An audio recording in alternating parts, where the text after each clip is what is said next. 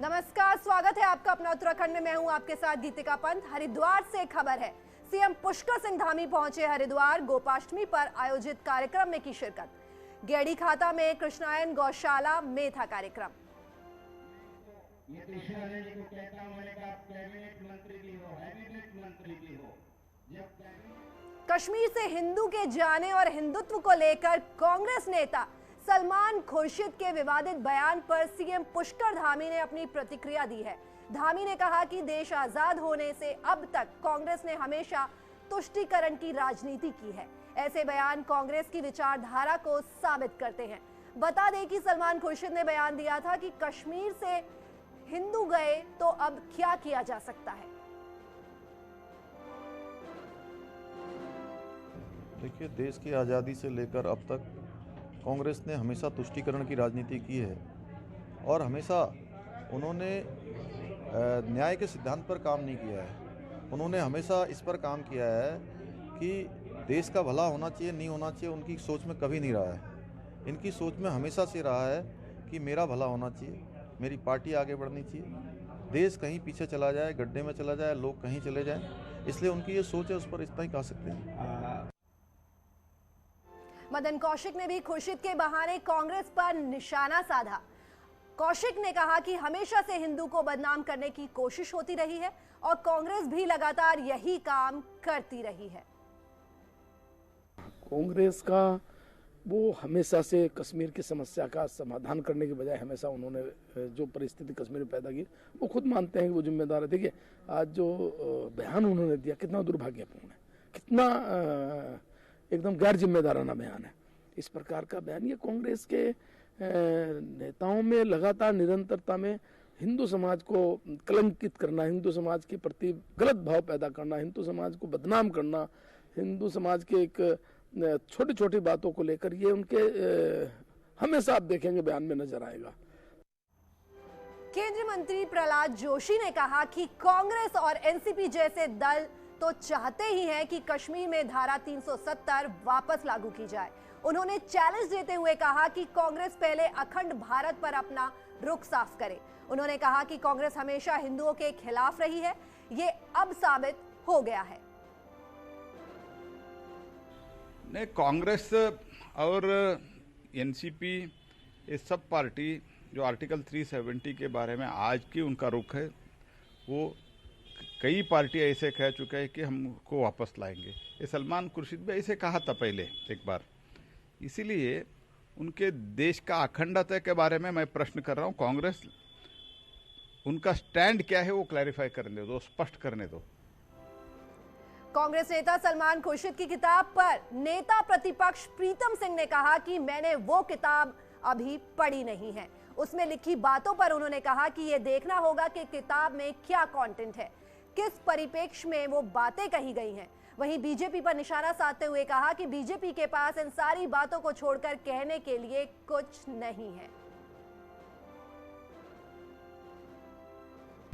देखिए, जब आपने किताब का जिक्र किया है, उसके क्या कंटेंट है, इस पर जरूर जो है ध्यान जाना चाहिए। किस परिप्रेक्ष्य में लिखा, किस परिप्रेक्ष्य में बात कही गई है, क्योंकि मैंने इस किताब को पढ़ा नहीं, इसलिए मैं कोई बात कहूँ कदापि उचित नहीं।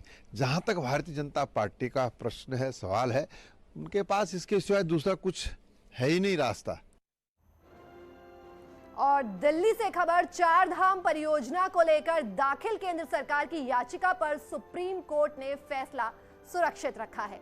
कोर्ट 8 सितंबर 2020 के उस आदेश में संशोधन के लिए केंद्र की याचिका पर सुनवाई कर रही है, जिसमें सड़क परिवहन और राजमार्ग मंत्रालय की परियोजना से जुड़े राजमार्ग पर 5.5 मीटर का गलियारा बनाने का नियम पालन करने को कहा गया था।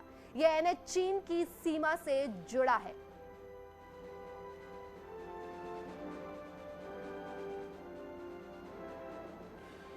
और ये एक बड़ी खबर दिल्ली से, चारधाम परियोजना को लेकर दाखिल केंद्र सरकार की याचिका पर सुप्रीम कोर्ट ने फैसला सुरक्षित रखा है। कोर्ट 8 सितंबर 2020 के उस आदेश में संशोधन के लिए केंद्र की याचिका पर सुनवाई कर रही है, जिसमें सड़क परिवहन और राजमार्ग मंत्रालय की परियोजना से जुड़े राजमार्ग पर 5.5 मीटर का गलियारा बनाने का नियम पालन करने को कहा गया था। ये एनएच चीन की सीमा से जुड़ा हुआ है। और सुप्रीम कोर्ट का ये बड़ा फैसला, केंद्र की याचिका पर हो रही है सुनवाई। सुप्रीम कोर्ट ने फैसला रखा है सुरक्षित। सड़क के चौड़ीकरण से जुड़ा है ये मामला। चारधाम परियोजना पर फैसला सुरक्षित रखा है सुप्रीम कोर्ट ने। चारधाम परियोजना पर फैसला सुरक्षित। हमारे संवाददाता सुशील हमारे साथ दिल्ली से जुड़ रहे हैं। सुशील, क्या जानकारी?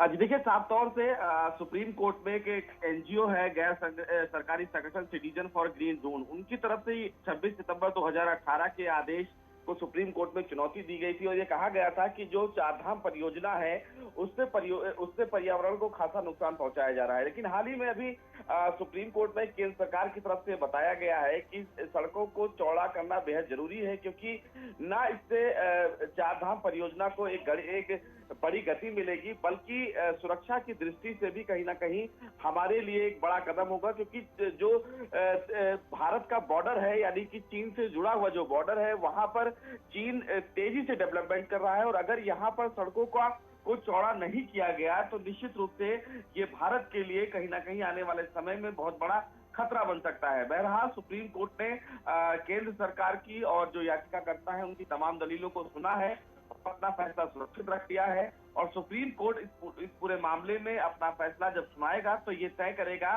कि क्या चारधाम परियोजना को लेकर जो सड़कों के चौड़ीकरण का मामला है, जो फिलहाल ये कहा जा रहा है कि 5.5 मीटर का गलियारा जो बनाया जा रहा है, उसके नियम का वायलेशन किया जा रहा है, उस पर अपना बड़ा फैसला सुनाएगा। जी सुशील, धन्यवाद इस तमाम जानकारी के लिए। बीजेपी ने चुनाव प्रचार तेज करते हुए अपने सभी चुनाव प्रभारियों और प्रदेश प्रभारियों को मोर्चे पर तैनात कर दिया है। केंद्रीय चुनाव प्रभारी और केंद्रीय मंत्री प्रहलाद जोशी आज विकास नगर पहुंचकर प्रबुद्ध सम्मेलन को संबोधित करेंगे। ये चुनाव सह प्रभारी आरपी सिंह और लॉकेट चैटर्जी भी आज कुमाऊं में मोर्चा संभालेंगे। प्रदेश सह प्रभारी रेखा वर्मा भी आज उत्तराखंड में हैं। रेखा वर्मा आज डोईवाला में महिला मोर्चा के कार्यक्रम में शामिल होंगी। शाम 4 बजे बीजेपी प्रदेश कार्यालय में पूर्व विधायकों और पूर्व दायित्वधारियों की मीटिंग भी बुलाई गई है। इसमें केंद्रीय चुनाव प्रभारी प्रहलाद जोशी शामिल होंगे।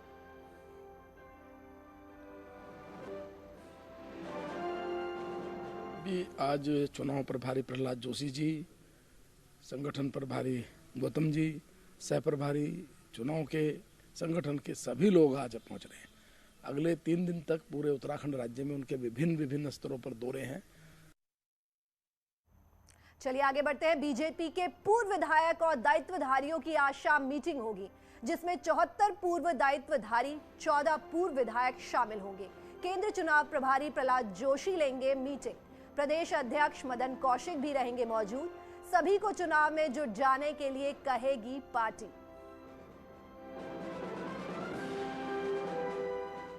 चुनाव से पहले हरीश रावत भी लगातार उत्तराखंड की राजनीति में एक्टिव नजर आ रहे हैं। वहीं सोशल मीडिया में भी लगातार मुद्दों को लेकर पोस्ट कर रहे हैं। हरीश रावत ने सोशल मीडिया में एक पोस्ट लिखी है। उत्तराखंड में 6 मंडियां हैं जो उत्तराखंड के व्यापार को प्रभावित करती हैं। महंगाई और बेरोजगारी ने भी सभी के जीवन को प्रभावित कर दिया है। हरीश रावत ने लिखा है कि ऐसी 6 मंडियां कोटद्वार, रामनगर, हल्द्वानी, टरकपुर, विकास नगर और ऋषिकेश में पद यात्राएं आयोजित करूंगा और इस सिलसिले में मैं 1 नवंबर को रामनगर में पदयात्रा प्रारंभ करूंगा और यह पदयात्रा रानीखेत रोड में होगी। हरीश रावत ने महंगाई और बेरोजगारी से परेशान लोगों को पदयात्रा में शामिल होने की अपील की है।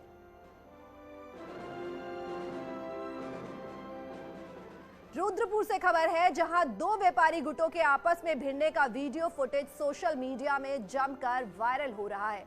वीडियो बुधवार रात का बताया जा रहा है कि आपसी विवाद के बाद एक व्यापारी साथियों के साथ दूसरे व्यापारी के घर पहुंचा और दोनों पक्षों के बीच जमकर मारपीट हुई। दोनों पक्ष ने एक दूसरे के खिलाफ थाने में तहरीर दी है। और देहरादून से एक खबर है, जिला प्रशासन की टीम ने नशा मुक्ति केंद्रों में की छापेमारी। शिकायतों पर जिला मजिस्ट्रेट और पुलिस ने की कार्रवाई। नियमों के अनुसार नहीं संचालित हो रहे थे centre. Life care rehab centre को बंद करने का दिया आदेश। कई सेंटर्स में नशे के आदी लोगों के साथ मिले मानसिक विक्षिप्त लोग। चमोली में जोशीमठ ब्लॉक के सूकी और भल गांव में लगातार भूस्खलन हो रहा है। खेतों में चौड़ी दरारें पड़ गई हैं और गांव धौली नदी की तरफ खिसक कर रहा है। ग्रामीण लंबे समय से सुरक्षा दीवार बनाने की मांग कर रहे हैं, हालांकि अब तक इस पर कोई कार्रवाई नहीं हुई है, जबकि भूस्खलन से कई मकानों को खतरा बताया जा रहा है। चमोली के कर्णप्रयाग सिमली में लंबे समय से बन रहा गढ़वाल का पहला महिला बेस अस्पताल शायद ही मौजूदा सरकार के कार्यकाल में पूरा हो सके। इस अस्पताल का निर्माण साल 2016 में शुरू हो गया था, लेकिन अभी तक सिर्फ मुख्य भवन बना है, उसमें भी अभी सुविधाओं का अभाव है। विभागीय अधिकारियों का कहना है कि अभी कुछ निर्माण कार्य शेष है, जिसको पूर्ण करने के बाद ही इसे हैंडओवर किया जाएगा। और उसका निर्माण जो है RNN कंपनी कर रही है और वो अभी हमें हैंड ओवर नहीं हुआ है। वहाँ पे अभी टाइप 4 के रेजिडेंशियल क्वार्टर बनने विलंबित है अभी।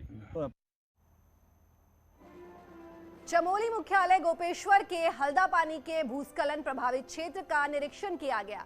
इस दौरान डीएम ने मौके पर आपदा प्रबंधन विभाग को सर्वेक्षण के लिए सिंचाई विभाग को स्वीकृत धनराशि जारी करने के आदेश दिए। वहीं इलाके में बार बार हो रहे भूस्खलन को रोकने के स्थायी ट्रीटमेंट के लिए IIT रुड़की की तकनीकी टीम से भी जल्द सर्वेक्षण करवाने की बात कही, जिससे लैंडस्लाइड को रोकने के लिए स्थायी समाधान निकाला जा सके। इसके साथ ही सड़क पर नालियों की निकासी को दुरुस्त करने के भी आदेश दिए। नैनीताल की नैनी झील में कूदकर एक शख्स ने आत्महत्या कर ली। मृतक की शिनाख्त मनोरा गांव के कुलदीप आगरी के रूप में हुई है, जो 8 तारीख से लापता था, जिसका बैग भी झील के किनारे मिला था। आज सुबह उसका शव झील में दिखाई दिया, जिसके बाद मौके पर पहुंची पुलिस ने शव को निकाला और पोस्टमार्टम के लिए भेजा। दिनांक 8 तारीख को झील के किनारे इसका बैग और जूते बरामद हुए थे, तो इसी आधार पर सर्च अभियान भी चलाया गया था। आज इसकी बॉडी प्राप्त हुई है और निकाल के इसका पंचायत नामे की कार्रवाई की जा रही है। जोशीमठ से खबर है, जहां बद्रीनाथ में ITBP के एक जवान ने महिला यात्री को कार से रौंद दिया। हादसे में महिला की मौके पर ही मौत हो गई। बताया जा रहा है कि जवान शराब पीकर गाड़ी चला रहा था। पुलिस ने आरोपी जवान को गिरफ्तार कर लिया है।